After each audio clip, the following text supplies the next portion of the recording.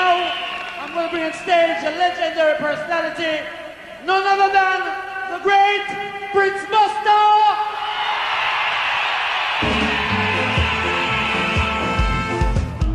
Well, those were the great days, when I was able to challenge people who were, in a sense, much more financially secure than me, and I was a bad boy in the street.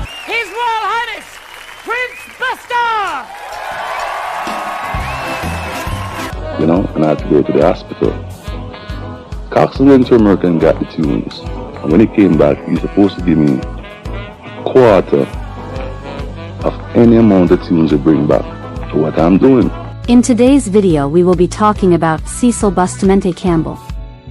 Born May 24, 1938 to September 8, 2016, known professionally as Prince Buster, was a Jamaican singer-songwriter and producer. The records he released in the 1960s influenced and shaped the course of Jamaican contemporary music and created a legacy of work that would be drawn upon later by reggae and ska artists. Cecil Bustamante Campbell was born in Orange Street in Kingston, Jamaica, on May 24, 1938. His middle name was given to him by his family in honor of the labor activist and first post-independence Prime Minister William Alexander Clark Bustamante. In the early 1940s, Campbell was sent to live with his grandmother in rural Jamaica, where his family's commitment to the Christian faith gave him his earliest musical experiences in the form of church singing as well as private family prayer and hymn meetings. Returning to live at Orange Street while still a young boy, Campbell attended the Central Branch School and St. Anne's School. While at school, Campbell performed 3 or 4 times a week at the Glass Bucket Club, as part of Frankie Lyman's sing and dance troupe. Rock and roll themed shows were popular during the 1950s, with the Glass Bucket Club establishing a reputation as the premier music venue and social club for Jamaican teenagers at that time. Upon leaving school, he found himself drawn to the ranks of followers of sound system Tom the Great Sebastian.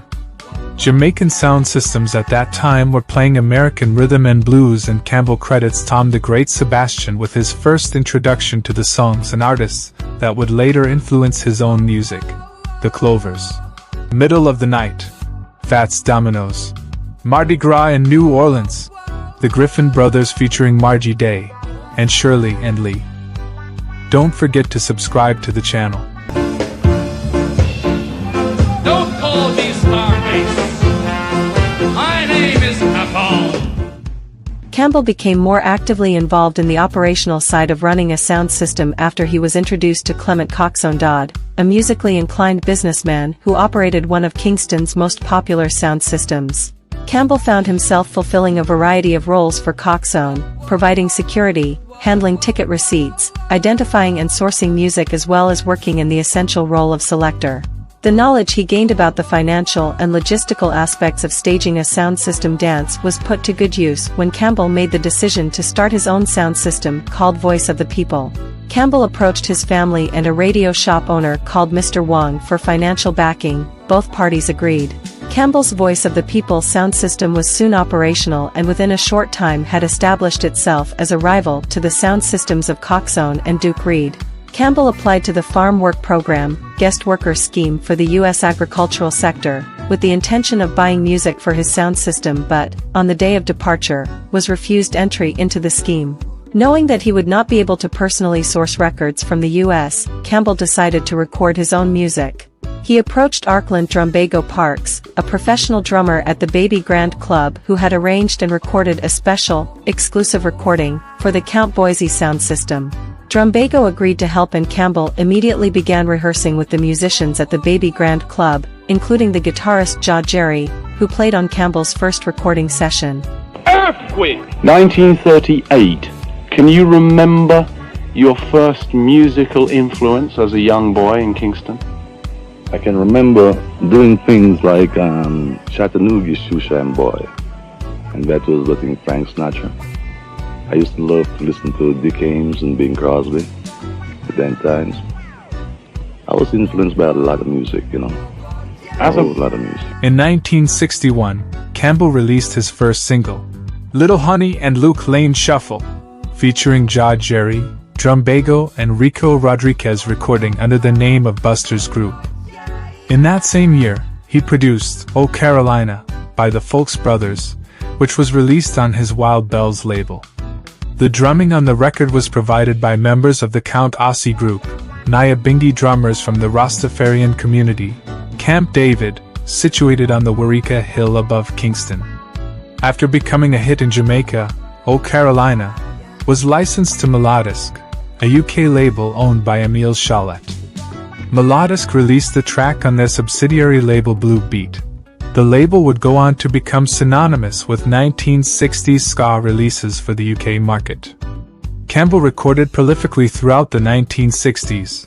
Notable early ska releases include Madness, 1963, Wash Wash, 1963, with Ernest Ranglin on bass, One Step Beyond, 1964, and Al Capone, 1964. The documentary This Is Ska, 1964, hosted by Tony Verity and filmed at the Sombrero Club, includes Campbell performing his Jamaican hit, Wash Wash. In 1964, Campbell met world heavyweight champion boxer Muhammad Ali, who invited him to attend a Nation of Islam talk at Mosque 29 in Miami. That year Campbell joined the Nation of Islam and also started to release material, including a version of Louis X's "White Man's Heaven is a Black Man's Hell" on his own imprint label called Islam. In 1965, he appeared in Millie in Jamaica, 10, a film short about Millie Small's return to Jamaica after the worldwide success of My Boy Lollipop, which was broadcast on Rediffusion's Friday evening pop show Ready, Steady, Go. Campbell had a top 20 hit in the UK with the single, Al Capone, number 18, February 1967. He toured the UK in spring 1967, appearing at the Marquee Club in May, and later toured America to promote the RCA Victor LP released The 10 Commandments, From Man to Woman. 10 Commandments reached number 81 on the Billboard Hot 100, becoming his only hit single in the United States. 12. By the late 1960s, Campbell was once again at the forefront of a musical change in Jamaica. The new music would be called Rocksteady. Campbell tracks like Shaking Up Orange Street, 1967, were arranged with a slower, more soulful Rocksteady template as used by Alton Ellis, Rocksteady, and many others. The album Judge Dredd Rocksteady was released in 1967, and the title track, Judge Dredd, with its satirical theme and vocal style proved to be popular to the point of parody. In 1968, the compilation album Fabulous was released, opening with the track, Earthquake, which revisited the theme of Orange Street, and including earlier hits. The album has regularly been reissued in the UK.